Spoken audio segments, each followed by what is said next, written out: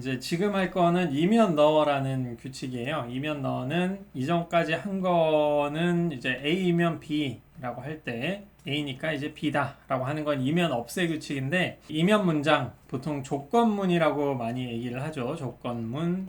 이 조건문이라고 하는 것을 어떻게 규칙을 통해 가지고 어떻게 얻을 수 있는가, 그거에 대한 거를 이번 시간에 배워보도록 하겠습니다.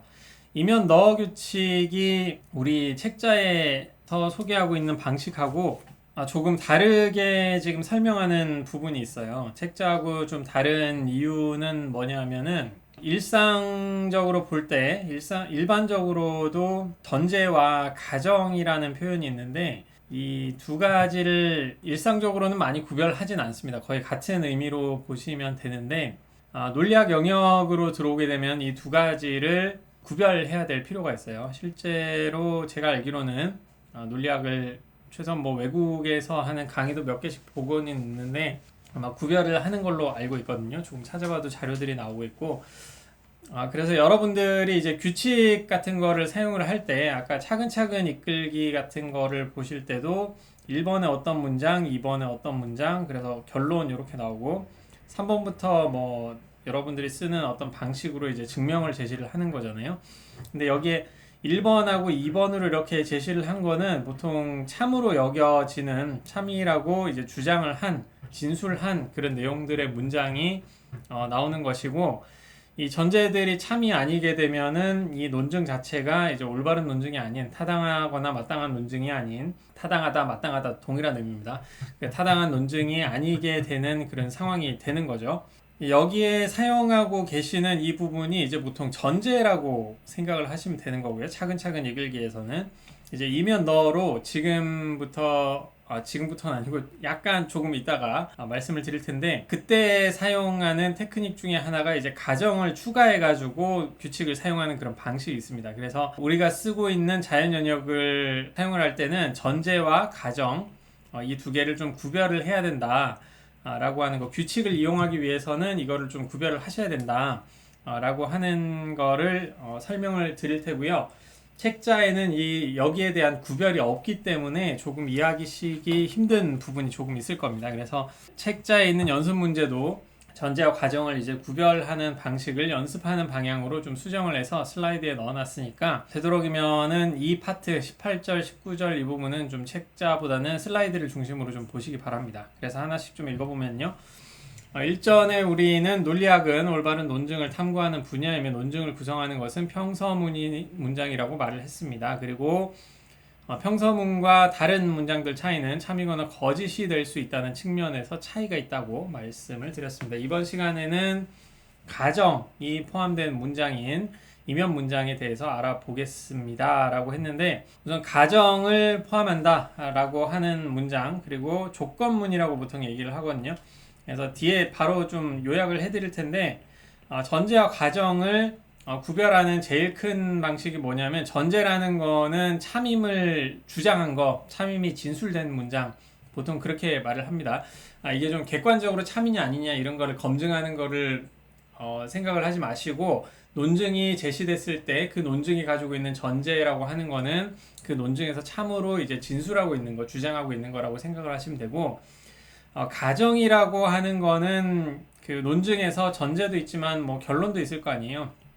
결론이나 논지가 있는데, 그 논지가 올바르게 주장되기 위해서는 참인 것으로 여겨져야 될 것들, 그러니까 참이라고 주장은 하지는 않은 거죠. 그 논증 안에서도 참이라고 주장은 하지 않은, 그러니까 어떤 결론을 얻기 위한 조건으로 여겨지는 것들이 보통 가정으로 많이 여겨집니다. 이런 식으로 전제와 가정을 보통 구별을 하긴 하는데, 세부적으로 얼마나 구별이 될 수 있느냐, 이거는 뭐 형식에 따라서 좀 다르게 될 수도 있고 그렇기 때문에 그런 부분은 좀 감안을 해주시고, 구별을 하는데 이해가 잘 안 된다라고 하시는 분은 물론 뒤에 조금 더 자세하게 설명을 드릴 거예요.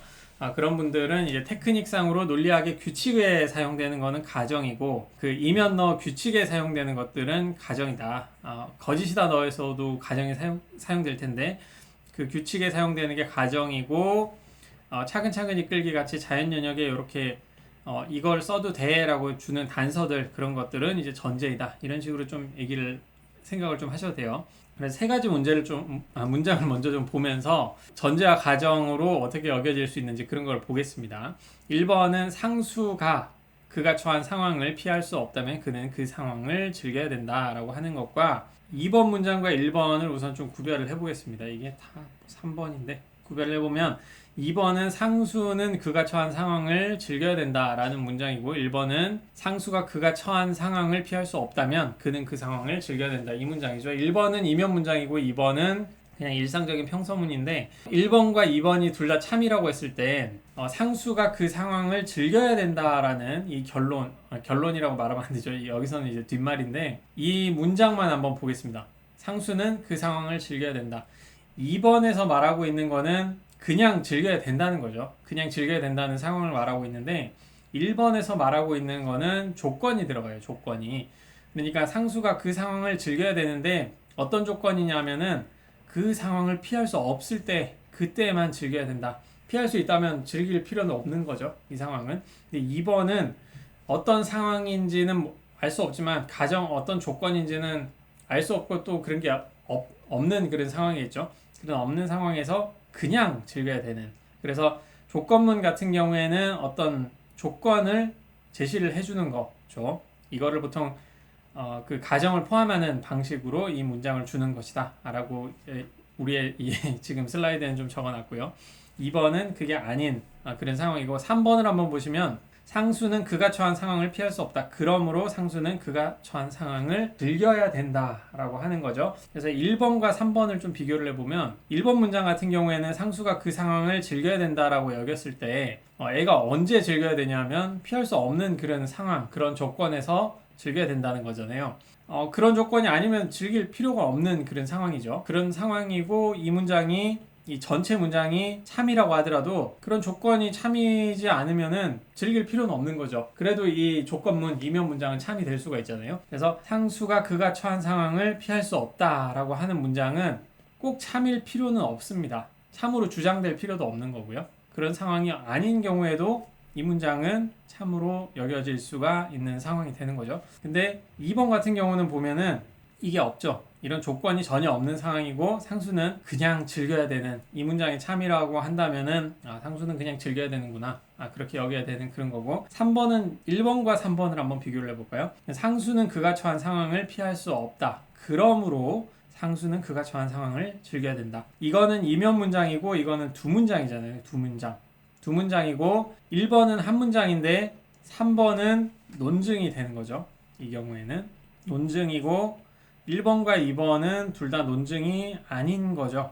한 문장으로만 구성이 되어 있으니까 이건 그냥 문장이 제시된 거지 논증은 아니잖아요. 그런데 3번 같은 경우에는 논증으로 제시가 된 거죠. 그러니까 1, 2번을 얘기를 할 때 우리는 이 문장이 참이다라고 얘기를 하는데 3번 같은 경우에는 논증이 제시된 거기 때문에 이 논증이 올바르냐 아니냐, 나중에 배울 개념인 타당하냐 혹은 뭐 책에서는 마땅하다라는 표현 쓰는데 똑같은 의미예요. 마땅하냐 이런 식으로 이거를 물어봐야 되는 그런 상황이죠. 1번 문장을 보시면은 상수가 그가 처한 상황을 피할 수 없다라는 거는 앞말 혹은 전건이고 이게 꼭 참이지 않더라도 전체 문장은 참일 수가 있는 그런 상황이죠.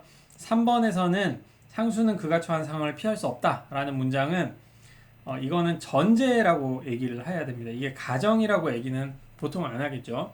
전제라고 얘기를 하게 되고 이 경우에는 상수는 그가 처한 상황을 피할 수 없다라는 거를 보통 참이라고 논증에서 주장하는 그런 상황이 됩니다. 그게 주장하는 상황이기 때문에 만약에 이 전제가 참이 아니다라고 한다면은 이 결론을 얻었을 때 이 논증은 올바른 논증이라고 좀 보기는 힘들겠다. 물론 뭐 타당한 논증이라고는 할 수 있는데 나중에 배울 겁니다. 지금 좀 헷갈리시면 안 되는데 보통은 건전한 논증이라는 거를 써요. 여기서는 우리 책에서는 마땅이 아니라 튼튼한 논증이라고 또 쓰지 않는 그런 개념을 좀 쓰고 있는데 책에서는 튼튼한 논증이라고 얘기를 할 겁니다. 보통은 건전한 논증, 사운드한 논증 뭐 그렇게 얘기를 하거든요.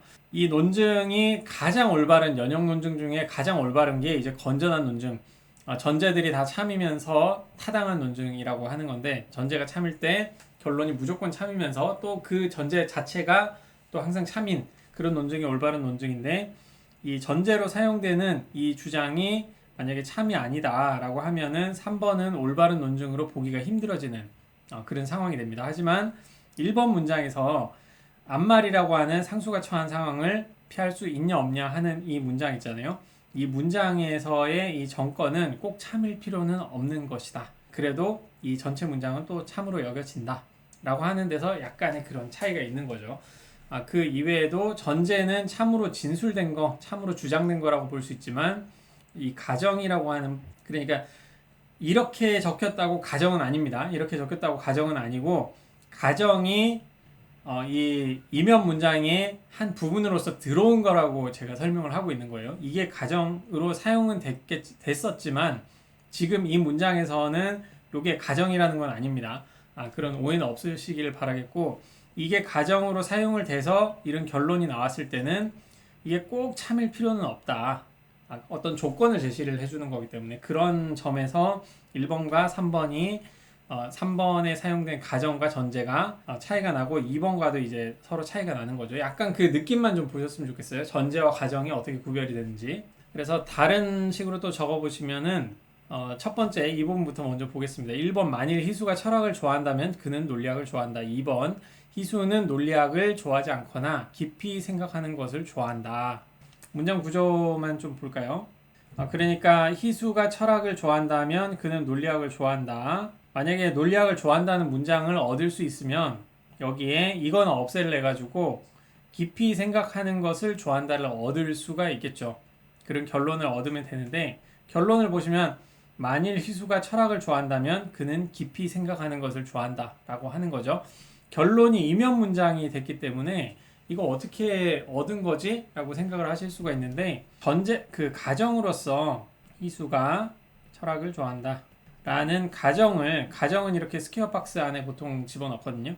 그래서 희수가 철학을 좋아한다는 그런 조건, 어떤 참으로 여기는지 아닌지 그렇게 뭐 진술하지는 못하겠지만 우선 참이라고 여길 수 있는 그런 상황에 있다면 하는 그런 가정을 할 수 있을 경우에, 그렇다면은 1번에 사용이 돼가지고 그 가정이 이면 없애를 해서 논리학을 좋아한다라는 걸 얻을 수 있고, 논리학을 좋아한다라는 거를 여기 2번에 또 사용해가지고 이건 없애를 하면은 깊이 생각하는 것을 좋아한다라는 걸 얻을 수 있겠죠.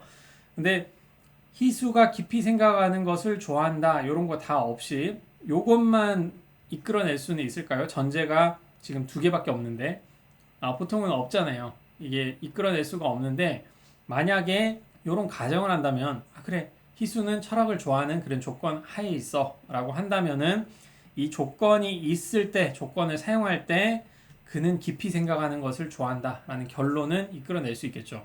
이 조건이 없다면은 이것도 안 되는 거고요.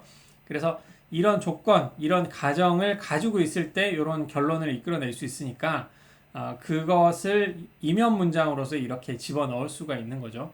이 조건을, 가정을 더 이상 사용하지 않는 대신에 이거를 이면 문장의 앞말로써 만일 희수가 철학을 좋아한다면 그는 깊이 생각하는 것을 좋아한다 라는 식으로 적게 되면은 아무런 가정 없이 이 가정을 쓴 것 같지만 이 가정을 이제 문장 안쪽으로 이면 문장의 앞말로 집어넣었기 때문에 더 이상 가정을 쓰지 않고 이 전제로부터 이런 이면 문장 조건문으로서의 그런 결론을 얻을 수가 있는 겁니다. 지금 약간 설명이 이해가 안 되실 수 있는데 계속 반복을 할 테니까 좀 한 번만 따라와 보세요. 그래서 다음 문장 또 한번 보면은 만일 희수가 철학을 좋아한다면 그는 논리학을 좋아하지 않는다. 희수는 논리학을 좋아하지 않거나 깊이 생각하는 것을 좋아한다.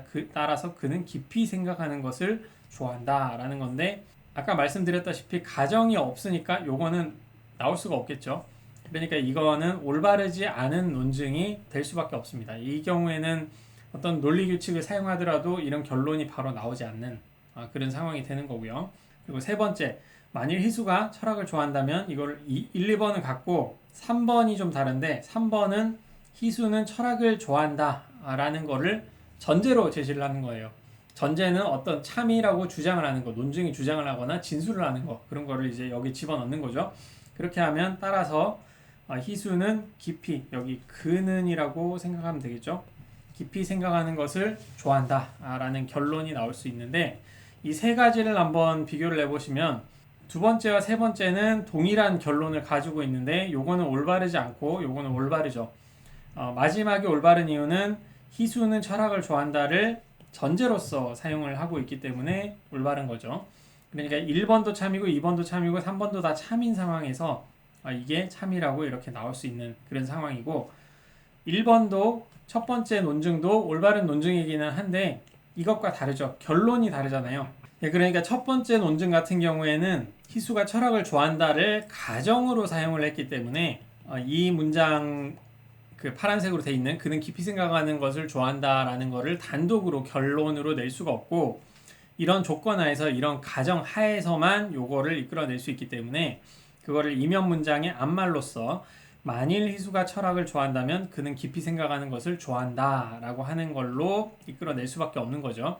그리고 이면 문장의 앞말에 이 가정을 집어넣었기 때문에 더 이상 이 가정은 사용하지 않는다 라고 여기는 방식으로 생각을 하시면 됩니다. 그래서 결론이 이면 문장의 조건문에 이런 형식이 나오는 것이고, 세 번째는 희수는 철학을 좋아한다라는 문장을 어떤 주장된 참이라고 여길 수 있는 주장된 그런 문장으로 전제로서 이렇게 사용을 하는 거기 때문에 이 세 전제를 통해 가지고 이 결론을 이끌어낼 수가 있는 거죠. 그래서 이 두 문장의 차이를 좀 보시고 이제 전제와 가정에 대해서 약간 명시적으로 설명을 해보겠습니다. 그래서 전제와 가정을 논리학의 규칙, 우리가 배울 이면 너라는 규칙을 이해하기 위해서는 전제와 가정을 구별할 필요가 있습니다. 그래서 한번 읽어보면요, 전제, 뭐 영어로는 프레미스라고 하고 가정은 어썸션이라고 하는데, 지금 이공계분들 뭐 수학과나 전전컴에서 이번에 들으시는지 모르겠네요. 지금 그 학과는 다 안 봤는데 수학과 분들이 좀 많이 들으시는 것 같아가지고 말씀을 드리면은, 보통 뭐 수학에서 정수론 쪽으로 가고 막 그러더라도 액시오매틱 시스템을 그렇게까지 배우지는 않을 거예요. 우리 학교에는 아마 그 기하학 같은 경우에 공리기하를 제가 배운 기억이 좀 있는데, 그때 쓰고 있는 액시옴이라고 하는 것들, 그런 게 일종의 전제라고 보시면 됩니다. 수학에서 액시옴이라고 하는 거는 그냥 참으로 여겨지는 그런 진술들, 뭐 항상 모든 맥락에서 다 참인 것들, 그런 거를 액시옴이라고 보통 얘기를 하거든요. 그러니까 이런 것들과 전제의 사용이 좀 비슷하게 사용된다라고 보시면 되고, 이공계 이외의 분들, 그런 분들은 전제를 참이라고 진술된 거 정도로 이렇게 보시면 되겠고요. 좀 이공계 분들이 있어가지고 약간 설명을 더 드리는 겁니다. 그리고 가정이라고 하는 거는 이제 보통 증명이 들어가면은 suppose라는 표현과 assume이라는 표현으로 여러분들이 좀 하는 게 있을 거예요. A이면 B다 형식의 문장을 좀 제시를 할 때, 이런 상황일 때 suppose나 assume이라는 문장 다음에 보통 A라는 문장이 이렇게 싹 들어가거든요. 그때 보통 이제 가정이 쓰이는 그런 거죠. 그때 그 가정이라는 거는 이게 참이라고 그 상황에서 그 증명에서 주장을 하는 것까지는 아니잖아요. 이게 무조건 참이야 라고 말을 하는 그런 거는 아니고, 이게 참인 조건 하에서는 이런 결론이 나올 수 있어.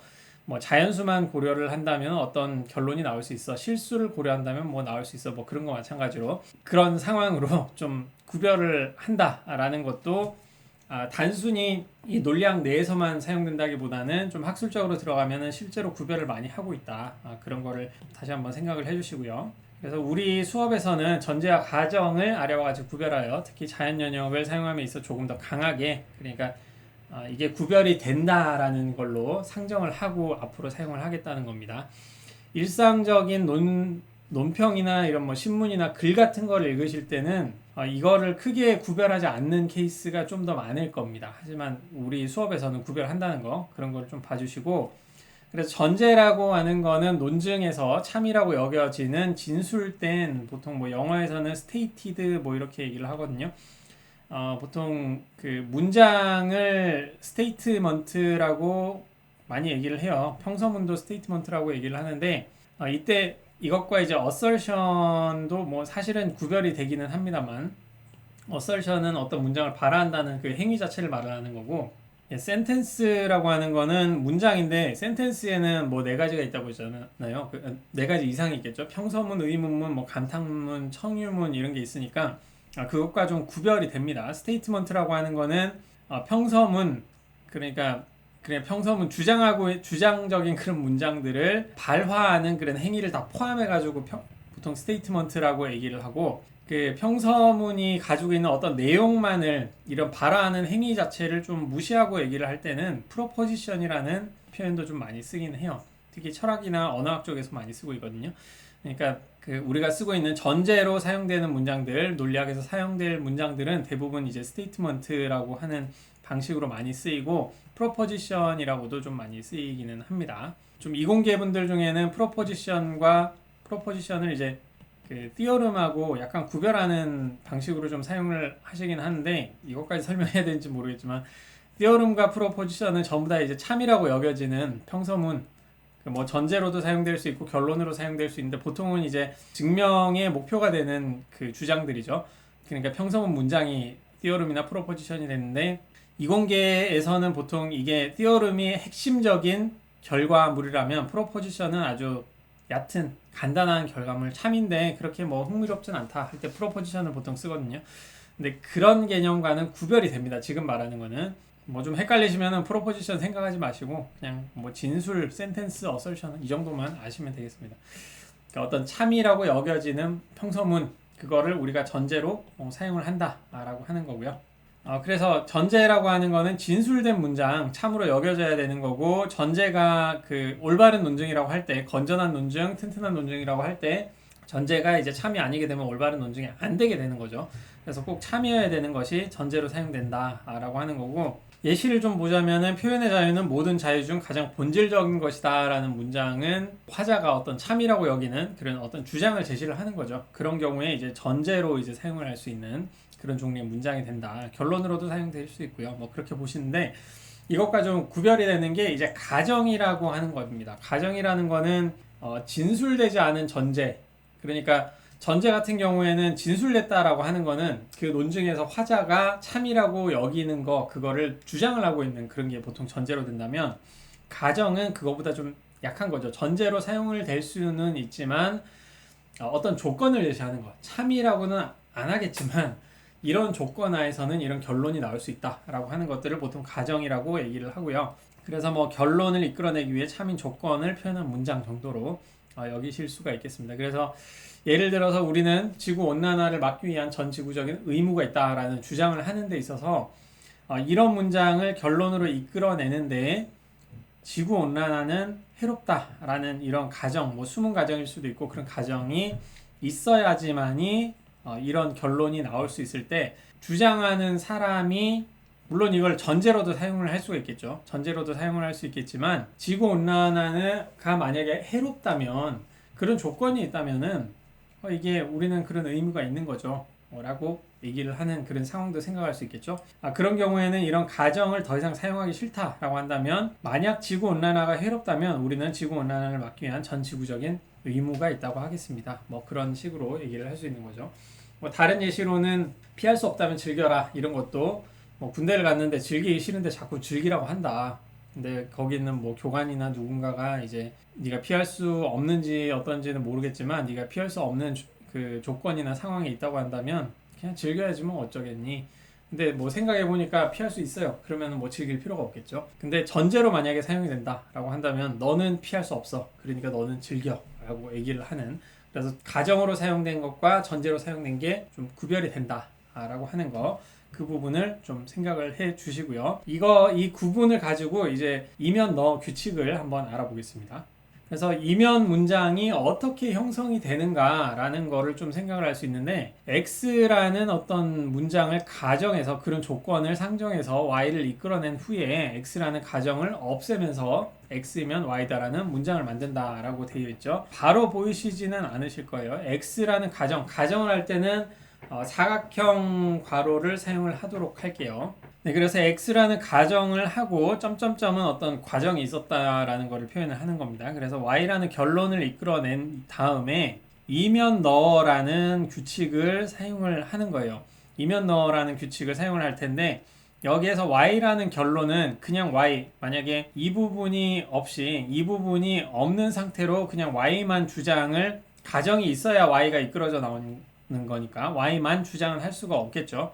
그렇게 하기 때문에 Y만 주장은 할 수가 없고 A일 경우에 X이면 Y이다 라는 결론을 이렇게 낼 수가 있는데 이면 너라는 규칙을 사용을 하게 되면 1번이라고 할게요. 이면 너라는 규칙을 사용을 하게 되면은 이 가정 자체를 y의 앞말로, y가 이제 그 뒷말로 사용되기 위한 이면의 앞말로 이렇게 집어넣게 되어서 더 이상 가정을 사용할 필요가 없게 됩니다. 그래서 이 가정으로부터 y라는 문장을 이끌어냈을 때 이면 너 규칙을 사용을 하면서 이 가정을 지워주는 행동, 이거를 보통 해제한다 뭐 이러거든요. discharged 되었다 뭐 이렇게 얘기를 하는데, 이거를 해제한다라고 얘기를 하고, 이거를 해제해주면서 x이면 y다 라는 문장을 얻게 되는 거예요. 그래서 보통 논리학에서 약간 뭐 전문 서적 같은 거 읽어보시면은 x를 가정으로 사용한다 라고 할 때 이 x가 참인지 거짓인지 이런 건 별로 중요하지 않다고 했잖아요.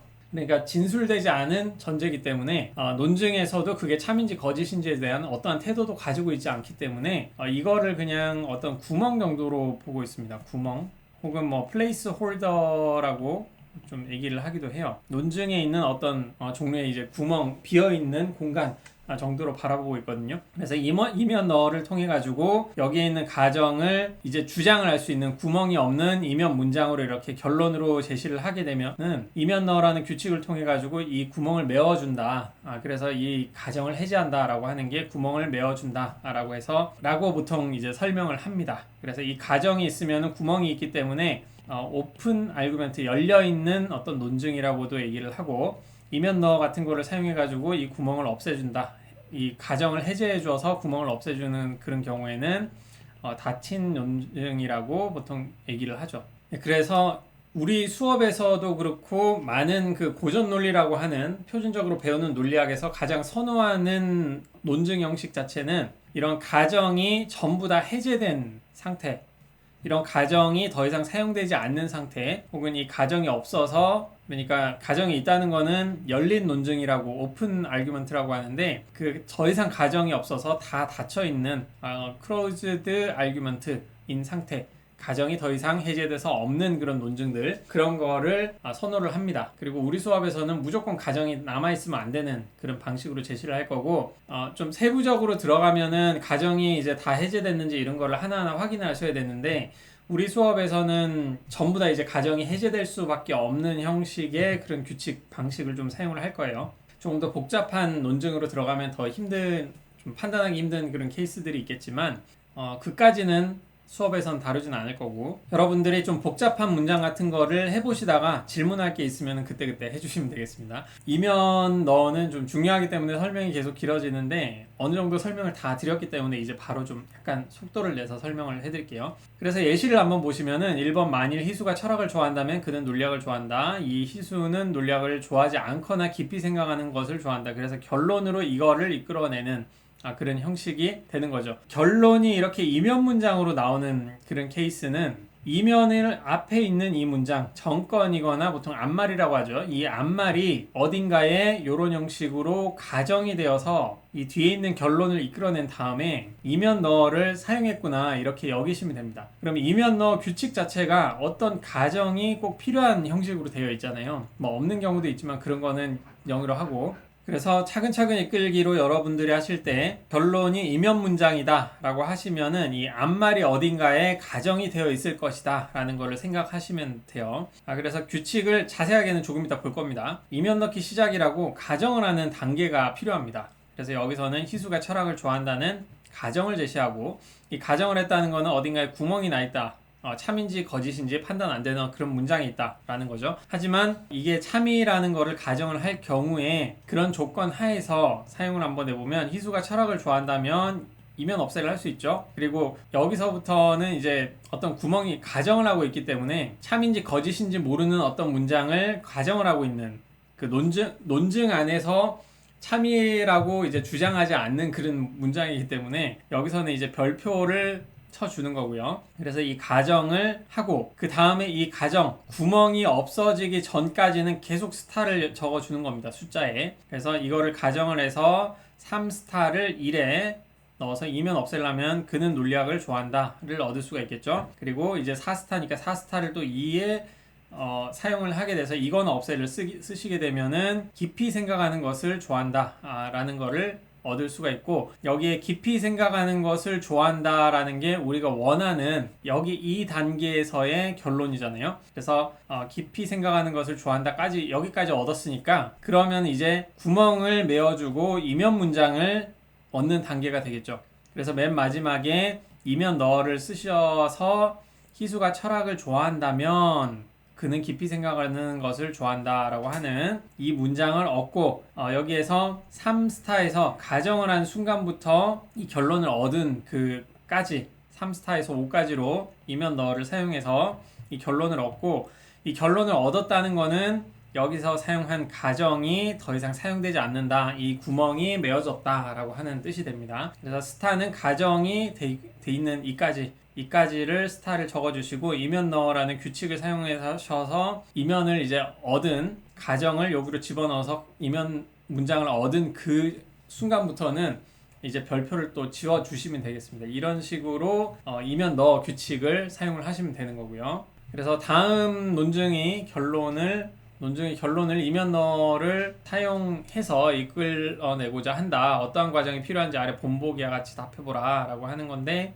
이게 책자의 문제와는 조금 다를 겁니다. 책자의 문제하고는 다른데, 여기서는 뭔가를 가정해가지고 결론을 이끌어내서 이면 너를 사용하는 그 방식을 좀 해석하는 걸로 제가 좀 바꿔놨어요. 그러니까 책에 있는 문제도 지금 슬라이드에 보이시는 방식으로 문제를 좀 풀어보시면 되겠습니다. 본보기 읽어보면, 만일 고래가 젖먹이 짐승이면 고래는 새끼를 낳는다. 이면 문장이죠. 만일 고래가 새끼를 낳는다면 고래는 배꼽을 갖고 있다. 이면 문장이죠. 따라서 만일 고래가 젖먹이 짐승이면 고래는 배꼽을 갖고 있다. 이것도 이면 문장이죠. 그러니까 A로부터 A면 B다, B면 C다, 그걸로부터 A이면 C라는 이런 형식이 되잖아요. 근데 이 두 가지 전제만 가졌을 때 지금까지 우리가 배운 그 방식으로는 요게 이제 나올 수가 없죠. 이게 지금 이 문장 형식이 이면 문장이니까 이면 없애밖에 못 쓰는 건데,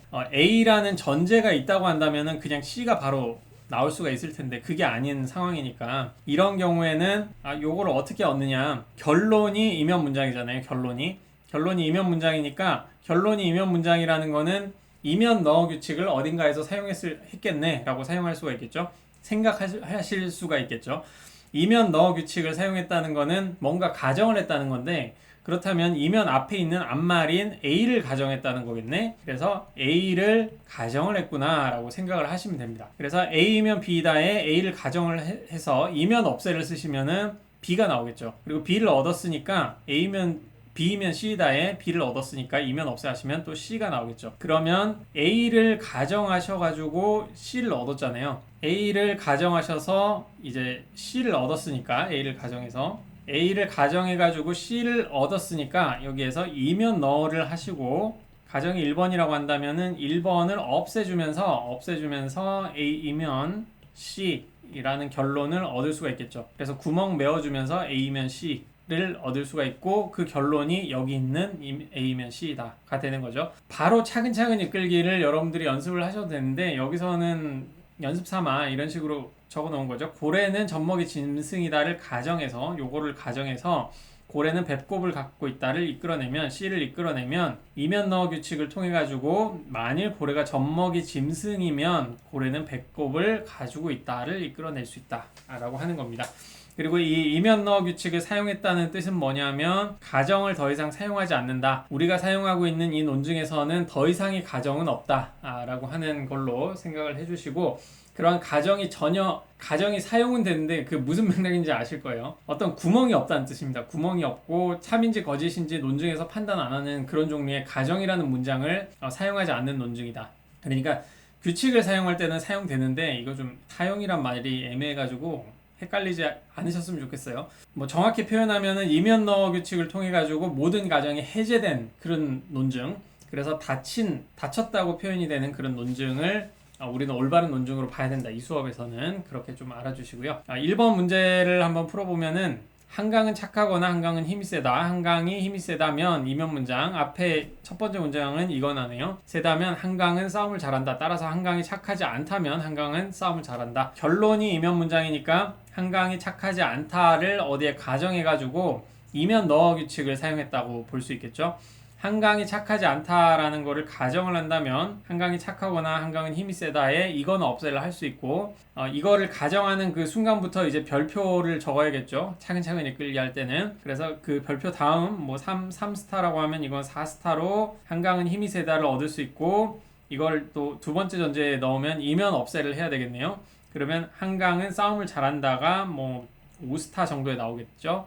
그러면 한강은 싸움을 잘한다가 우리가 얻고자 하는 어떤 그 이면 너 규칙을 사용하기 전에 그 그 결론이죠. 결론이니까 할 거 다 했으니까 이제 전제로 사용된 한강은 착하지 않다라는 이 문장의 가정, 이게 가정인데 이 가정을 이제 해제해주면서 이면 너 규칙을 사용해서 이면 문장인 한강은 착하지 않다면 한강은 싸움을 잘한다 라는 문장을 얻는 그런 형식을 생각해 주시면 되겠습니다. 차근차근 이끌기로도 쓸 수 있으니까 이거 한번 하나하나 해보시고요. 책자에 있는 것도 있으시면 한 번씩 해보세요. 그리고 2번 같은 경우도 보면은 이면 문장이죠. 안드로이드 레이가 여대생이면 그는 대학생이다. 안드로이드 레이가 대학생이면 그는 학생이다. 그리고 이거는 좀 간략하게 이렇게 적을게요. A면 B, 이거는 B면 C. 따라서 안드로이드 레이가 여대생이면 그는 사람이다. A면 C. 뭐 이런 형식이 되겠죠. 이면 문장이니까 이면 너를 사용했을 거고, 이면 너를 사용했다면 A를 가정했을 것이다. 차근차근 이끌기를 한다면 3번에 이면 너를 사용했을 것 같으니까 A를 가정해야 되겠죠. A를 가정하기 위해서는 책자에서는 이면 넣기 시작 이렇게 나오는데 굳이 이거를 구별할 필요는 없습니다. 사실은 자연 영역에서도 이거 구별 별로 안 하거든요. 그래서 그냥 가정한다라고 해서 A를 가정했다 이렇게 보시면 돼요. A를 가정을 하셔가지고 4스타에 뭐 3스타를 1에 뭐 이면 없애 사용을 딱 하시면은 B가 나오겠죠. 그래서 5스타에서 4스타를 2에 이면 없애 또 하시고, 안 보이시지만 아실 거예요. 그래서 C가 딱 나오면은 C가 나오면 여기 C가 우리가 얻고 싶은 이면 너 규칙 쓰기 전에 결론이죠. 그러니까 여기서부터는 이제 스타 쓸 필요 없이 6에 3스타에서 5스타로 이면 너라고 적어주시고, 얻을 수 있는 거는 A면 C 뭐 이런 식으로 결론을 얻을 수가 있습니다. 하나하나 책에 나오는 것도 한 번씩 해보시고요. 그래서 이제 이면 너 형식 뭐 이미 좀 말씀은 드렸는데 그 형식으로 적어 놓은 거는 x를 가정해서 y 이끌어내고 x이면 y다를 얻을 때 이면 너 규칙을 사용을 하면서 가정을 없애준다라고 말씀드렸잖아요. 첫 번째 형식은 가정을 넣어주는 겁니다. 이면 넣기 시작이라고 돼 있는데 우선 뭔가를 가정한다는 거, 그거를 가장 중요하게 생각하시면 돼요. 그래서 x를 가정해가지고 y를 이끌어내고 이 가정 하에서 결론이 나왔기 때문에 여기서 말하는 이 가정은 논증에서 참이거나 거짓이거나 거기에 대한 어떤 진술이 없는 것, 태도가 없는 그런 상황이기 때문에 어떤 구멍과도 같은 거죠, 이거는. 그래서 스타를 우선 해주시고 y를 얻었다면은 그 다음에 x이면 y다라는 결론, 가정을 없애면서 이 구멍을 메워주는 거죠. 이면 문장을 사용해가지고 그게 메워졌기 때문에 여기에서 이까지 해서 이면 너를 해주시고 그 다음 m스타의 다음 번호는 이제 더 이상 스타를 이렇게 안 쳐주는 겁니다. 그러니까 스타가 있다라고 하는 거는 이제 구멍이 있다, 뭐 그렇게 보시면 돼요. 스타가 이제 없다라고 하는 거는 구멍이 메워졌다. 무슨 말인지는 아실 거예요. 그러니까 구멍이 있다라고 하는 거는 논증에서 참인지 거짓인지 어떤 태도를 정하지 않은 그런 종류의 문장이 있다라고 하는 거기 때문에 어떤 특정 조건에 의존하고 있다라고 하는 거기 때문에 이 구멍은 다 메워줘야 되는 거죠. 어떠한 조건에도 의존하지 않은 상태로 이끌어진 그 결론이 훨씬 더 좋은 결론이라고 할 수 있잖아요. 이런 상황에서만 참인 결론보다 그 상황이 없는 뭐 모든 상황에 적용이 될 수 있는 특정 조건 하에서만 적용되는 게 아니라 다른 상황에서도 다 이제 성립을 할 수 있는 그런 결론이 훨씬 좋은 거니까요. X라는 거를 가정해서 Y라는 결론을 이끌어냈는데 Y라는 결론 자체는 X라는 조건이 있는 경우에만 Y라는 결론을 이끌어낼 수 있는 그런 거죠. 그래서 가정에 의존하는 거고, 근데 X이면 Y다, 그거를 X이면 Y다라는 식으로 표현을 하면은 실제로 말하는 건 좀 비슷해 보이지만 이 문장은 더 이상 X라는 이런 가정을 쓸 필요는 없는 거잖아요. 어떤 맥락이든지 X면 Y다 뭐 이런 식으로 얘기를 할 수 있는 거고, 여기에서 만약에 Y만을 결론으로 가진다고 한다면은 이 y라는 주장은 x라는 조건 하에서만 주장할 수 있는 거기 때문에 모든 맥락에서 말을 할 수는 없는 거겠죠. 그래서 이 문장은 모든 맥락에서 말을 할 수 있을 테지만 요거는 특정 조건 하에서만 말을 할 수가 있는 거다. 그 맥락 전체 카테고리에서 이제 다 쓰이는 그런 문장들 뭐 그런 거를 생각을 하는 거기 때문에 x이면 y다로 쓰이면 그런 문장이 되는 거고, 이렇게 이런 가정에 전혀 의존하지 않는 문장들을 항상 논리학자들, 수학자들 그리고 철학자들은 그리고 뭐 학문에서도 마찬가지일 테고요. 뭐 그런 문장이 얼마나 있겠냐 하는 게 중요하긴 합니다만 그런 식으로 좀 선호를 한다, 이런 종류의 문장을 그렇게 알아주시고, 이면너 연습을 위해서 이런 예시가 하나 있는데요. 1번부터 한번 읽어보면은 토지의 무대가 하동이라면 최참판댁은 하동에 있다. 만일 이건 이면 문장이고요. 토지의 무대가 하동이고 이고가 봤던 것과 아마 동일한 걸 겁니다. 최참판댁이 하동에 있다면이라고 해서 이면 문장이 되는 거죠.